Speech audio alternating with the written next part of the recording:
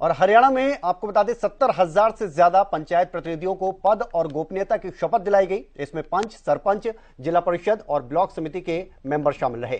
कार्यक्रम में आपको बता दें कि मुख्यमंत्री मनोहर लाल और ग्रामीण विकास एवं पंचायत मंत्री देवेंद्र बबली भी मौजूद रहे। इस दौरान मुख्यमंत्री मनोहर लाल ने गांव के विकास कार्य में भ्रष्टाचार पर चिंता जताई। मुख्यमंत्री मनोहर लाल ने पंचायत प्रतिनिधियों को सुझाव दिया कि गांव में समाज सेवकों को साथ लेकर समिति बनाएं ताकि वो कामों में मदद कर सके और गांव का विकास तेजी से हो सके।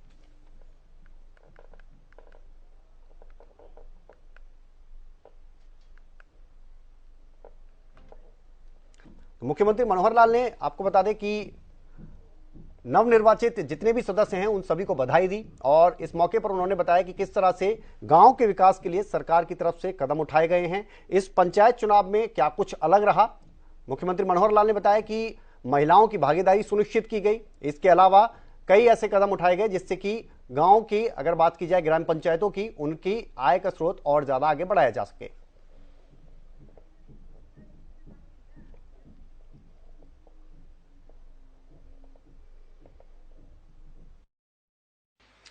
ये दिन जिसको मैं कहूंगा कि आज लोकतंत्र का एक महान उत्सव है, हमारे लिए बहुत ये खुशी का दिन है, क्योंकि जब पंचायती राज व्यवस्था देश में लागू हुई तो ये कहा जा रहा है कि लोकतंत्र का जो प्रारंभिक चरण है वो पंचायती राज से ही शुरू होता है। एक व्यापक स्तर पर नागरिक अपने मतदान के द्वारा अपनी स्थानीय सरकार को चुनते हैं और एक प्रकार का ये अपना अधिकार, एक प्रकार का उसका उपयोग करते हैं कि कौन हमारी व्यवस्थाओं को अच्छे प्रकार से, हमारे विकास को अच्छे प्रकार से समझ करके कर सकता है। हर 5 वर्ष बाद ये चुनाव होता है। हमने बहुत इसके लिए संघर्ष किया, लड़ाई लड़ी कि हमारी पंचायतें कैसे स्वच्छ छवि की पंचायतें बने, कैसे इनकी समझ बढ़े।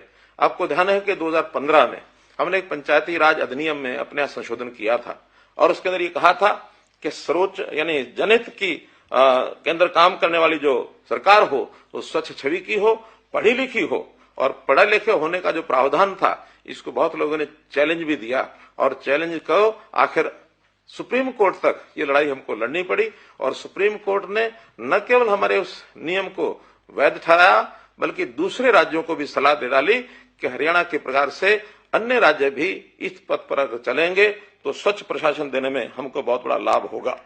हमने महिलाओं का प्रतिनिधित्व ये भी 50% पहली बार इस बार सुनिश्चित किया है। इसमें भी अभी तक महिलाएं 33% के आरक्षण के प्रावधान से चुनाव लड़ती थी, लेकिन इस बार 50% प्रतिनिधित्व उनको दिया है ताकि महिलाओं की भागीदारी भी ये पूरी हो। पिछड़ा वर्ग ए, इसमें भी पहली बार 8% का जो आरक्षण है इसका प्रावधान दिया गया है। हमने ऐसे जितने भी स्थानीय निकाय हैं उनकी वित्तीय शक्तियां ये कैसे बढ़े इसका भी विचार किया और इसमें जो अभी तक लागू नहीं होता था, खास करके राज्य वित्त आयोग और केंद्रीय वित्त आयोग, इनका जो पैसा है वो सीधा इन पंचायतों के खातों में कैसे जाए ये सुनिश्चित किया है। इसी प्रकार गांव की अपनी आय, इनकम कैसे बढ़े। हमारे यहाँ जो स्टाम्प ड्यूटी का 2% का पैसा है उसमें 1% का पैसा सीधा पंचायतों को, पंचायत समितियों को और जिला परिषदों के खातों में जाएगा और शेष 1% जहां कम रहेगा वहां भी देने का प्रावधान हमने किया है। प्रदेश सरकार उन्हीं गांवों में और जिला परिषद पंचायत समितियों में पैसा 1% बांटेगी जहां की अपनी आय बहुत कम है ताकि विकास के काम में वो भी पीछे न रह सकें।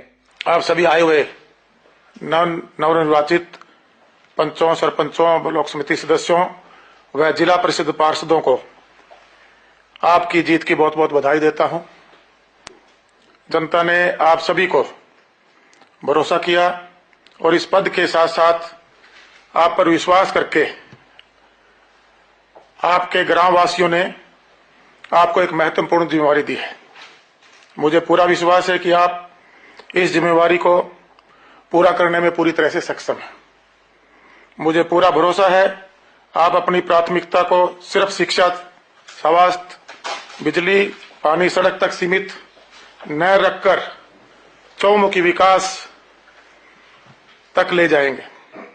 माननीय प्रधानमंत्री जी ने सशक्त पंचायत, सशक्त विकास के सपने हमारे प्रदेश के मुख्यमंत्री मनोहर लाल खट्टर जी के चौमुखी विकास की परिकल्पना और वर्तमान गठबंधन सरकार की प्रतिबद्धता को पूरा करने के लिए आप सभी पूरी लगन के साथ काम करेंगे।